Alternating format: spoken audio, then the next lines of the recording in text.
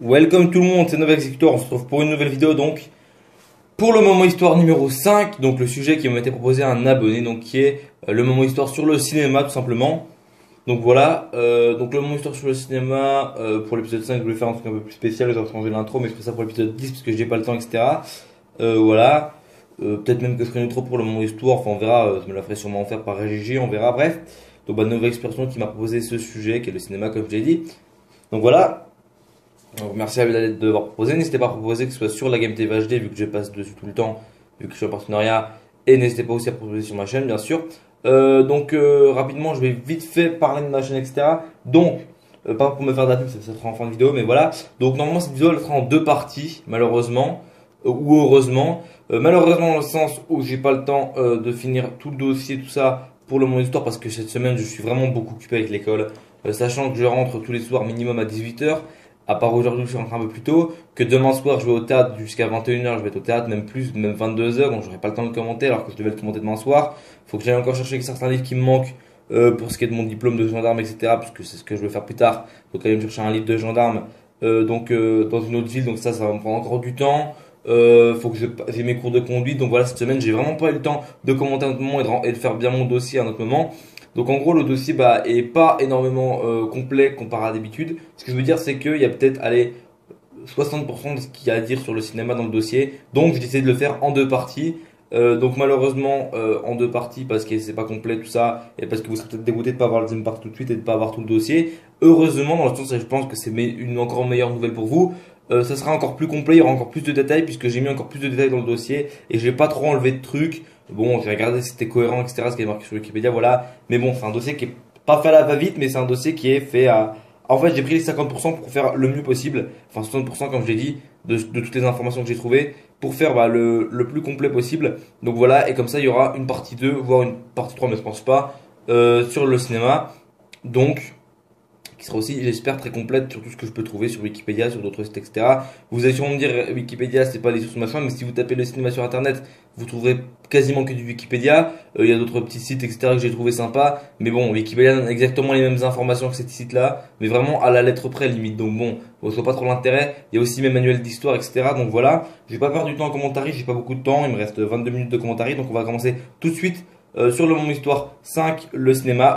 Rapidement aussi, vous me direz en commentaire si vous voulez que je fasse la deuxième partie la semaine prochaine ou si vous voulez que je la fasse la deuxième partie dans plus longtemps. Donc voilà, et peut-être que ça sortira en cours de semaine prochaine, donc peut-être de Moment Histoire la semaine prochaine, mais c'est pas sûr. Donc vous me direz en commentaire, voilà, et peut-être que je la ferai commenter à mon frère si j'ai pas le temps et qu'il faut peut-être faire aussi le dossier si j'ai pas le temps, s'il accepte bien sûr. Mais on verra, bref. Donc on va commencer tout de suite cette partie 1 du Moment Histoire 5, le cinéma donc. La naissance du cinéma. Donc le cinéma il naît à la fin du 19e siècle, donc dans les années 1800. Dans de nombreux articles et livres, on peut lire encore aujourd'hui, et plus spécialement en France, que les inventeurs du cinéma sont les frères Lumière. Et je vais vous étonner, mais en fait, ils ont mis au point et ils ont fait construire une machine permettant d'enregistrer et de projeter des vues photographiques en mouvement, qu'ils ont baptisé le cinématographe. Mais à l'époque, la presse invitait aux premières projections de lumière, parle non pas de cinématographe, mais du kinétoscope ou du kinétographe des frères Lumière. Le 22 mars 1995, quand Louis Lumière prend son invention savante de la société d'encouragement, il a leur nom kinétoscope de projection. Les appareils de prise de vue et de visionnement inventés par Thomas Edison et son principal collaborateur William Kennedy Laurie Dixon sont cités en référence au cinématographe des frères Lumière qui apparaît comme un redoutable concurrent. En gros, c'est pas vraiment les frères Lumière qui ont inventé le cinéma, même si c'est assez confus, c'est plus Edison qui l'aura inventé parce que j'ai compris. Voilà. Donc construire la machine qui a été appelée le cinématographe, ça ne revient pas à inventer ce qui est au cœur du 7e art. Le cinéma pour ceux qui ne savent pas, c'est un surnom de son essence même. Donc les films, d'après une déclaration signée de Dixon, c'est Edison qui, le premier, adapte le mot anglais film aux œuvres du cinéma. Donc c'est Edison en gros qui a inventé le mot film, qui l'a adapté. Pas de film, pas de cinéma. Et le couple Edison-Dixon, donc les deux associés, est bien à l'origine des premiers films du cinéma. Ainsi qu'il le dit haut et fort, Laurent Manoni, conservateur à la Cinémathèque française des appareils du pré-cinéma et du cinéma. Les premiers films ont été enregistrés par le kinétographe, voilà, c'est en grec quoi, caméra de l'américain Thomas Edison, breveté le 24 août 1991, donc 4 ans avant les Frères Lumière, employant des films, donc des films, vous savez, pas le film, hein, des films comme des films plastiques, enfin, c'est ce qui perforait pour que ça filme, un peu comme qu'on voyait dans les Lucky Luke, etc. Que dans l'espèce de jukebox de l'époque, il fallait mettre une pièce, il y avait un truc perforé qui jouait une musique, bah là c'est pareil, sauf qu'avec une caméra. Donc voilà, c'est employé du film perforé 35 mm et un système d'avance intermédiaire de la pellicule par roue à rejet. Donc c'est une roue qui tourne et qui perd des trous au fur et à mesure, c'est d'après ce que j'ai compris. Voilà. Donc entre 1891 et 1895, Edison réalise quelques 70 films. Donc le mec en 4 ans, il a réalisé 70 films. Vous imaginez pas que ce soit des films de 1h30, je reviendrai après de toute façon. Donc les 4 étapes fondamentales de l'invention du cinéma sont: première étape, 1888, l'américain John Carwood invente un support souple et transparent en nitrate de cellulose, le celluloïd en bande de 70 mm de large, commercialisé par l'industriel George Eastman. Deuxième étape, 1891, l'américain Thomas Edison, secondé par William Kennedy Laurie Dixon et William S., conçoit le film 35 mm, donc deux fois moins, à défilement vertical, à deux jeux de 4 perforations rectangulaires par photogramme, tel que nous le connaissons encore de nos jours, donc après un bref passage au format 19 mm à défilement horizontal. Donc voilà, c'est près la même chose aujourd'hui, sauf que maintenant on a aussi le format 19 mm à défilement horizontal aussi. Les deux hommes mettent au point le kinétographe, donc appareil de prise de vue, et le kinétoscope, appareil de visionnement individuel. Ils enregistrent les premiers films du cinéma et peuvent les montrer en mouvement au public avec le kinétoscope. Donc voilà, ça c'est des appareils. Donc le kinétographe en gros c'est qui prend la vue et le kinétoscope c'est là en gros une espèce de télé. Mais je vous expliquerai ce que c'est après, mieux, vous inquiétez pas. Donc voilà, la troisième étape, en 1892, le français Émile Renaud conçoit le premier dessin animé du cinéma qu'il dessine directement sur une bande souple perforée de 70 mm de longueur indéfinie, faite de multiples carrés de gélatine renforcés par de la gomme laque, à défilement horizontal et entreprend à l'aide d'une machine par sa conception le théâtre optique. Les premières projections publiques d'images en mouvement sur grand écran, il commande la première musique originale composée exprès pour un film. Donc voilà, il a un peu créé des dessins animés, les premières musiques originales, les premières projections d'images en mouvement sur un grand écran, donc voilà. Et la quatrième étape, en 1895, les Lyonnais Louis et Auguste Lumière, plus connus sous l'appellation des frères Lumière, synthétisant les découvertes de leurs prédécesseurs, conçoivent le cinématographe, donc qui n'est pas le kinétographe. Un appareil capable d'enregistrer des images photographiques en mouvement sur un film Eastman de 35 mm à deux jeux de 2 perforations rondes par photogramme. C'est un dispositif qui n'existe plus maintenant, qui est abandonné, et de les restituer donc en projection. Il organise les premières projections publiques payantes d'images photographiques en mouvement sur grand écran, ou du moins celles qui auront le plus grand retentissement mondial, car en aide d'autres projections du même type ont lieu à Berlin, donc par Max Sladanowski et son frère Eugène avec leur bioscope, et à New York, Vaudeville et Latam avec son Eudoloscope. Donc voilà, c'est un peu des concurrents en gros. Maintenant, on va parler du pré-cinéma, donc avant le cinéma, pour ceux qui n'ont pas compris.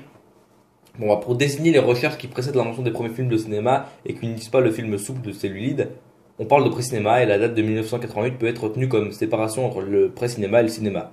L'invention du film souple en celluloïd par John Carwood, comme on a dit avant, et sa commercialisation par l'industriel George Eastman en 1888 sous la forme de rouleaux de 70 mm de large, étant la condition sine qua non pour amorcer un spectacle qui allait devenir une industrie culturelle, en gros, le cinéma, quoi. Certains historiens du cinéma, comme l'américain Charles Musser, n'ont pas la même définition du prix-cinéma et classent Edison et Renault dans cette catégorie au motif que le mode de visionnement d'Edison n'était pas la projection, ce qui est pas faux, et que la pellicule de Renault n'était pas la pellicule 35 mm que nous connaissons encore aujourd'hui, mais le 70 mm. Donc pour lui, en gros, ces personnes-là font pas partie du cinéma, mais du pré-cinéma, vu qu'ils n'utilisent pas forcément la même pellicule et qu'il y en a un qui projette pas son œuvre, mais qui la met dans une espèce de boîte qui est le kinétoscope, enfin j'en reviendrai plus tard. Mais si on se base sur ces remarques, la pellicule 35 mm à perforation ronde, à raison d'un seul jeu par photogramme des frères Lumière, n'était pas non plus la pellicule standard du cinéma. Donc si on se base sur ce que dit ce scientifique, les frères Lumière non plus ne sont pas dans le cinéma. Donc voilà. Il y a aussi les théories sur le mouvement et le mouvement des composés qui font partie du pré-cinéma. Donc par exemple, on va en citer une seule, voilà. Donc Étienne Jules Marais met au point, avec le même souci scientifique de décomposer un mouvement trop rapide pour être analysé par l'œil humain, son fusil photographique qui en une seconde enregistre en rafale 12 photographies sur de petits supports circulaires en verre comme un revolver. Donc voilà, le mec il a fait un fusil où vous tirez avec, ça tirait pas une balle mais ça photographiait 12 photographies à la seconde. Et forcément dans les années 1800 faire un truc comme ça c'est vraiment bien je trouve. Parce que il était déjà pas mal en avance sur son temps et puis non c'est une de dire 12 photos à la seconde aujourd'hui ce qu'on fait on peut faire des centaines de photos à la seconde. Mais là ce qu'il fait c'est 12 photos à la seconde à l'époque je trouve que c'est pas mal donc voilà. Donc le fusil photographique de Marais est souvent en tort considéré comme la première caméra, mais la finalité de ce dispositif n'était pas la reconstitution du mouvement, parce que ces 12 vignettes, on peut les superposer, on peut les examiner, on peut les coller une par une, etc. Mais ça ne fera pas un film, voilà. C'est ce que je veux dire, c'est pas vraiment un film filmé, c'est des photographies mises bout à bout par exemple, c'est pas la même chose, voilà. Maintenant on va voir les premiers films du cinéma, donc. Il y a la pelure d'orange des films sur support papier d'Edison. Donc la pelure d'orange, on en reviendra après. Donc c'est en 1891 que l'américain Edison, l'un des inventeurs de l'ampoule électrique, est le concepteur et fabricant du phonographe. Donc Edison, c'est quelqu'un de très très connu, je pense que vous le connaissez au moins de nom. Donc c'est lui le premier avec l'aide de son collaborateur William Kennedy Laurie Dixon, comme on l'avait dit, qui réussit des prises de vue photographiques animées, donc animées en film quoi. Et bah, il fait leur présentation au public. Le chercheur qui est presque sourd, qui est devenu presque sourd pendant son adolescence, il rêve de coupler au phonographe, ce qui est en gros le phonographe, comment expliquer ça? Ce que vous avez sur Origine un zombie, il y en a qui verront pas ce que c'est. Ah, c'est un espèce d'appareil qui permet de restituer le son en gros. C'est à peu près la même chose qu'avec une caméra, sauf qu'une caméra ça restitue l'image en mouvement. Et pas là, ça restitue le son en gros. Voilà donc une machine qui permettrait d'enregistrer l'image d'un chanteur ou d'un orchestre interprétant une chanson ou un air d'opéra. Bah, voilà, j'ai expliqué mais c'est marqué après. Donc voilà, Edison utilise dès 1888 du papier enduit d'une substance photosensible qu'il enroule autour d'un cylindre identique à celui du premier phonographe. Après la prise de vue, la feuille de papier est découpée à la manière d'une pelure d'orange, d'où ce nom-là, et donne un long ruban de papier portant les photogrammes dans leur ordre chronologique. Donc voilà, mais Edison et Nixon ne peuvent pas visionner ce fragile ruban et restituer de mouvements enregistrés. Donc ils avaient fait en gros une bande de film, mais ils ne pouvaient pas la visionner, c'était trop fragile, et ils ne pouvaient pas restituer le mouvement. Donc une invention fondamentale arrive à point nommé, donc comme on avait dit, celle de l'américain John Carbutt qui en 1988 invente un film souple en celluloïd, donc ça je vais pas y revenir, on le sait par cœur, hein, qu'il invite à un film de rouleau de 70 mm qui est commercialisé par l'industriel George Eastman, donc voilà. Euh, donc pour sa part, Étienne Jules Marais adapte aussitôt sa chronophotographie au nouveau support, donc comme on avait dit, c'est celui qui a inventé Étienne Jules Marais, le fusil photographique, donc comment dire, il adapte sa photographie au nouveau support. Et de leur côté, Edison et Dixon, auquel s'est joint William S., donc on en avait parlé un petit peu avant, créent ce qui va devenir 20 ans plus tard le format standard des prises de vue cinématographiques. Mais d'abord, il débite le film Eastman sur sa longueur en 3 rubans de 19 mm de large, donc comme on avait dit aussi. Edison, qui dans sa jeunesse avait été un habile opérateur du télégraphe électrique, était familiarisé à la présence de perforations sur le ruban de papier de l'invention de Samuel Morse, qui assurait l'avancée du message. Il dote la bande de 19 mm d'une unique rangée de perforations rectangulaires arrondies dont il prend soin de déposer le brevet. Donc voilà, le brevet c'est pour dire en gros, j'ai posé mon brevet, c'est à moi, donc personne n'aura de copier, etc. Ces perforations se situent sous le photogramme à raison de 6 perforations par image, car le défilement de la pellicule se fait à l'horizontale, donc de haut en bas. Entre 1889 et 1890, plusieurs essais sont concluants dont l'immortalisation d'une poignée de main entre Dixon et son assistant William S. après leur premier film réussi, un simulacre de combat de boxe qu'ils miment en riant, men boxing, donc homme qui boxe. Des essais qui sont tous conservés à la librairie du Congrès. Dixon se filme aussi, saluant d'un coup de chapeau respectueux les futurs spectateurs. C'est le premier film du cinéma, le salut de Dixon, Dixon Greeting, d'une durée initiale d'une dizaine de secondes, dont il reste à peine 2 secondes. Donc je l'ai vu, hein, parce que je l'ai trouvé dans Wikipédia de ça, il y avait le petit film, donc on le voit juste qu'il baisse son chapeau et puis qu'il salue quoi en gros. Donc voilà, c'est le premier film de l'histoire du cinéma d'après ce que j'ai compris. Parallèlement, les 3 hommes et surtout Dixon ont mis au point l'appareil pour voir les futurs films, le kinétoscope, donc c'est un coffret en bois sur lequel le spectateur se penche et peut visionner individuellement un film qui se déroule en continu, entraîné par un moteur électrique devant une boîte à lumière. L'utilisateur il observe le film à travers un œilleton et un jeu de loupe grossissante. Le mouvement est restitué par le passage d'un obturateur circulaire synchronisé avec l'entraînement du film grâce aux perforations qui dévoilent les photogrammes les uns après les autres à la cadence de 18 unités par seconde. Mais Dixon utilise les plus fortes cadences en prise de vue et en projection pour montrer la machine à des visiteurs de marque. Plus la d'image, plus le mouvement est précis, la qualité d'image absorbée, 165 600 à l'heure, impressionne les invités. Donc voilà, ça en gros c'est ce qu'on avait parlé un petit peu avant. C'est le kinétoscope, donc le truc qui permet tout simplement de pouvoir visionner les films qu'ils font. Donc voilà, on expliqué avec un jeu de loupe au centre, etc. Donc le salut de Dixon, il est présenté le 20 mai 1891 devant une assemblée de 150 militants de la Federation of Women's Club. Le premier film du cinéma est bien le salut de Dixon, car il est vu par un public et salué par la presse, donc voilà. Donc Edison qui pense pouvoir encore attendre pour commercialiser ses essais, il s'illusionne encore de pouvoir arriver enfin à coupler l'image et le son, c'est son rêve, mais il rencontre dans ses expérimentations des difficultés insurmontables à son époque, donc à son époque il n'avait pas les moyens techniques de le faire, il décide donc de faire connaître son invention au grand public et en l'état actuel, afin de ne pas être pris de vitesse par d'éventuels concurrents. Donc après les croquis d'Edison, Dixon, secondé par William S. fabrique le... Attends, putain, je recommence, excuse-moi. D'après les croquis d'Edison, Dixon, secondé par William S. fabrique le kinétographe, une caméra au format 35 mm, lourde et encombrante qui nécessite un branchement électrique pour activer son moteur. Mais elle a le mérite de bien fonctionner et Dixon va l'améliorer durant les 2 années qui suivent. La pellicule, sous forme d'un bobino, avance par intermittence grâce à un mécanisme d'échappement. C'est la roue à rocher qui a choisi pour équiper le kinétographe. La pellicule marque un temps d'arrêt très court dans l'axe optique de l'objectif, tandis qu'un obturateur rotatif fermé pendant le déplacement de la pilule s'ouvre durant son immobilisation, voilà, assurant la prise de vue. La pellicule impressionnée se rembobine ensuite. Donc voilà, en plus après le fonctionnement de la caméra, on s'en fout un peu, vous allez me dire c'est un peu du charabia, mais voilà. Donc Thomas Edison il tient à exploiter commercialement les premiers résultats de ses coûteuses recherches qui lui ont coûté cher, hein, et fait tourner presque 70 films comme on a dit entre 1880, essentiellement entre 1893 et 1995, puis on avait un petit peu avant aussi. Donc bon bah voilà, donc un historien qui affirme que dans son ouvrage Histoire du cinéma mondial, les bandes tournées par Dixon sont à proprement parler les premiers films. Voilà, mais bon, ça s'en fout un peu de, c'est un historien de ce qu'il pense de Dixon. Euh, donc en fait, ensuite Edison ouvre un peu partout sur le territoire américain des kinétoscopes parlors, des salles où sont alignés, en gros c'est l'ancêtre d'un cinéma, sont alignés plusieurs appareils chargés de films différents qu'on peut visionner moyennant un droit d'entrée forfaitaire de 25 cents, c'est pas beaucoup. Ce sont les premières vraies recettes du cinéma, c'est Laurie Dixon qui chargeait de diriger les prises de vue des films, il est ainsi le premier réalisateur de l'histoire pour filmer des danseurs, des acrobates, des mimes, des combats de coqs ou de chants, etc. Ou de chats aussi. Dixon construit le premier studio de cinéma, la Black Maria. C'était un surnom populaire que les gens donnaient au fourgon de police qui était noir et inconfortable. Elle est recouverte de papier goudronné noir dont l'effet à l'intérieur est celui d'une serre surchauffée. Le petit bâtiment est à toit ouvrant et posé sur un rail circulaire et peut se renter en fonction de la position du soleil. Je mettrai des images hein, si je peux. J'essaierai d'en mettre pas comme la dernière fois tout à la fin, j'essaierai de les intercaler de temps en temps. Donc voilà, dans la position du soleil, car la lumière du jour, c'est le seul éclairage utilisé et chaque prise de vue d'une durée maximum de 60 secondes. Le film est donc composé d'une seule prise de vue et d'un unique plan, donc les films faisaient maximum 60 secondes. L'intérieur de la Black Maria avec le bon, ça c'était une photo. Au début, donc, les films d'Edison, ça relève plutôt des music-halls et des attractions de foire. Donc, le cirque de Buffalo Bill vient même effectuer plusieurs danses indiennes.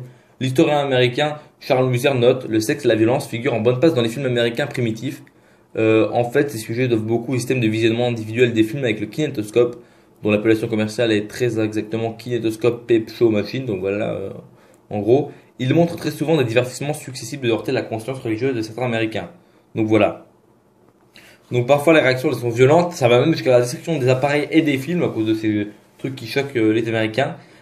Donc voilà, bon, on exige souvent un bandeau de tirage pour pouvoir cacher les zones sensibles du film. En gros, par exemple la danse du ventre que faisait une Fatima donc, et ben ils ont caché ça, ils ont caché au niveau du bas-ventre et de la poitrine pour pas que ça choque les gens, voilà tout simplement. Euh, ça c'est plus des choses qui sont réservées aux hommes, mais les femmes ne seront pas oubliées parce que bon voilà. Plus tard, quand les Américains seront passés après les Fers et Lumière à la projection sur grand écran, parce que les Fers et Lumière on le fera en premier, le premier long métrage du cinéma, le combat de James John Hubert et Bob Fitzstone, qui durait 90 minutes, dont il reste quelques extraits assez longs et représentatifs, filmé par la Veriscope Company en mars 1897, à Carson City dans le Nevada, avec 3 caméras, un film spécial du type format panoramique, donc on s'en fout un peu. Donc ça a été projeté en public 3 mois plus tard, le temps pour fabriquer des appareils de protection capables de fonctionner assez longtemps. Et donc, Charles Musser affirme que dans les salles, donc Charles Musser c'est l'historien, le public féminin dont la présence était interdite pour des combats de boxe réels formait 60% des spectateurs. Il remarque avec humour que les femmes pouvaient ainsi avoir une idée de ce qui excitait les hommes côté entre eux, un secret qu'elles découvraient avec une certaine excitation. En 1895, le succès des films de Louis Lumière, qui sont tous tournés en extérieur naturel, ça oblige Edison à déserter la Black Maria, donc c'est son studio. Il fait alléger les kinétographes en supprimant le moteur électrique et il adopte la manivelle qu'utilisent les cinématographes Lumière. Donc les kinétoscopes attirent de nombreux curieux, mais Edison, dans l'euphorie de la victoire, il oublie de déposer le brevet de son appareil. Donc une faute qui est un peu bête quand même, parce surtout que c'est un homme qui est assez tatillon et procédurier, donc il n'oublie pas de faire les choses, qui aime bien la pression, tout ça. Donc il y a beaucoup de controversions qui vont se faire dans le monde, mais à ce moment-là, il était déjà trop tard parce qu'Edison ne pouvait rien faire. Mais il organise à Paris durant l'été 1894 une démonstration publique du kinétoscope à laquelle assiste, devinez qui, Antoine Lumière, le père des deux frères Lumière, qui revient à Lyon et oriente ses fils faire la conception de machines équivalentes du kinétoscope et du kinétographe. L'Institut Lumière est particulièrement clair à ce sujet. Donc il est bien difficile de déterminer précisément le moment à partir duquel les frères Lumière ont commencé à travailler sur la projection d'images animées. Leurs souvenirs sur ce point étaient contradictoires. Le kinétoscope Edison est en revanche toujours cité comme point de départ de leur réflexion. Donc c'est là qu'ils ont commencé à réfléchir quand ils ont vu ce kinétoscope Edison. Voilà, c'était un kinétoscope qui était rendu visible au public par voilà. Et donc voilà. Et donc c'est à partir de septembre 1994 qu'ils ont pu, ou leur père Antoine, voir cette nouvelle attraction à Paris. On peut donc voir le 26 décembre 1894, on peut lire dans le quotidien Le Lion Républicain, les frères Lumière travaillent actuellement à la construction d'un nouveau kinétographe non moins remarquable que celui d'Edison et dont les néos auront sous peu, croyons-nous, la primeur. Donc voilà, c'est une preuve irréfutable de l'antériorité des machines et des films des trois inventeurs américains sur ses concurrents français. On va maintenant voir les premières projections du cinéma sur grand écran. Donc dès le XVIIe siècle, au XVIIIe siècle et durant tout le XIXe siècle, la projection sur écran blanc ou sur tulle, d'images fixes, de dessins puis de photos, est déjà une attraction qui frappe les esprits de tous les milieux, modestes ou aisés. À tel point que l'historien du cinéma Charles Musser, comme on l'a déjà dit avant, dans son volumineux livre L'émergence du cinéma, appelle le premier chapitre qui traite des projections dans le siècle précédent le cinéma vers l'histoire d'un monde de l'écran. Donc le succès des fantasmagories et des apparitions de spectres au théâtre et au musical influence le commerce des machines qui reproduisent le mouvement à partir de dessins, souhaits de salon par exemple. Les clowns qui grimacent, les corps qui se contorsionnent monstrueusement ou se métamorphosent comme par miracle sont des sujets qui se vendent bien. Donc en 1877, Émile Renault, professeur de sciences et photographe, crée son jouet de salon, le praxinoscope, dont il dessine lui-même les vignettes amusantes ou poétiques. Donc voilà, le praxinoscope rencontre tout de suite la faveur du public et le dernier modèle permet même la projection de dessins sur un petit écran, car Renault pense que son art ne peut pas atteindre son apogée qu'en reprenant l'effet magique des lanternes lumineuses. Donc voilà, c'est un peu compliqué à comprendre ça, mais voilà. Mais comme tous les jeux de salon, ces sujets sont en boucle. Le geste, la pirouette, la transformation ne dure qu'une à 2 secondes. Voilà, donc en 1892, un an après les premiers films d'Edison, dont la durée n'est pas plus longue que quelques secondes, Renault il entreprend de fabriquer un projet ambitieux qui l'obsède depuis plusieurs années, donc 15 années, voilà, une machine qui permettrait de projeter sur un grand écran en donnant l'illusion du mouvement, des dessins qui raconteraient une vraie histoire, une durée de 2 à 3 minutes. Voilà, à l'époque c'était déjà beaucoup, 2 à 3 minutes, hein. Je sais que pour vous c'est rien, hein. Mais voilà, pour moi non plus, bien sûr, mais bon. Donc c'est le théâtre optique et ses pantomines lumineuses, pardon, pas religieuses, ainsi qu'il appelle ses films. Avec patience, il dessine et peint sur des carrés de celluloïd, donc c'est l'espèce de film qu'on avait dit avant, plusieurs centaines de vignettes qui représentent simplement les différentes attitudes de personnages en mouvement, confrontés les uns aux autres, qu'il encadre dans du papier fort et qu'il relie par des lamelles de métal souple recouvertes de tissu formant un ruban de 70 mm de large. Donc sa technique est le début de ce qu'on appellera les dessins animés, donc voilà, et le mouvement reconstitué classe bien son spectacle dans la catégorie des films, donc du cinéma. Donc à partir du 28 octobre 1892, Émile Renault présente à Paris dans le cabinet fantastique du musée Grévin ce qu'il baptise le théâtre optique où sont projetées ses pantomines lumineuses. Le théâtre optique donc d'Émile Renault innove considérablement par rapport à Thomas Edison en inaugurant les premières projections de films animés. Donc déjà ils produisent des films, ils innovent comparé à Edison qui produisait des films plus courts. C'était pas des dessins animés, c'était pas sur le grand écran du tout, c'est dans un espèce de boîtier, le kinétoscope on avait dit. Donc voilà, ils innovent par comparé à Thomas Edison comme on a dit. Contrairement au visionnage solitaire des kinétoscopes, donc on peut pas, au kinétoscope c'est une seule personne, hein, c'est un par un quoi. Et le public du théâtre optique est rassemblé pour suivre l'histoire projetée sur l'écran. Donc ainsi le musée Grévin peut s'orgueillir d'avoir été la première salle de projection de cinéma. Et oui, le musée Grévin a été une salle de projection de cinéma. Donc 3 ans avant les projections des Frères Lumière dans le salon indien du Grand Café. Donc voilà, même le contrat que Léonin qu'il avait imposé à Renault lui interdisait de présenter son spectacle ailleurs qu'à Grévin. Donc bon ça on s'en fout un peu. En gros c'est un contrat que Léonin, c'est le contrat Léonin qui avait imposé à Renault qui lui interdisait de présenter son spectacle, donc ses films en gros ailleurs qu'au musée Grévin. Tout simplement, et évidemment il a fait ses projections 3 ans avant les projections des Frères Lumière dans le salon indien du Grand Café. Donc voilà, cette première partie elle est tout simplement finie. Donc voilà, je m'excuse pour ceux qui ont peut-être pas trop apprécié le commentaire parce que c'était voilà, je vais faire au mieux, voilà, j'espère que vous avez pas trop mal compris. Donc on se retrouve pour la suite la semaine prochaine. Donc on verra à partir de la révolution des Lumières et on continuera pour leurs écoles, etc. Et on finira par peut-être quelques petits détails et par citer quelques films célèbres, voilà. Et puis parler aussi du cinéma en couleur, voilà. Bon, on parlera pas d'Activision parce que c'est pas du cinéma pour moi. Donc voilà, on pourra peut-être parler de cinéma sur petit écran, mais voilà. Les abonnés de la Game TV, venez voir sur ma chaîne. Sinon, bah abonnez-vous, likez, commentez et moi je vous dis à la prochaine. Là ça va couper donc je vous dis peace tout le monde, salut!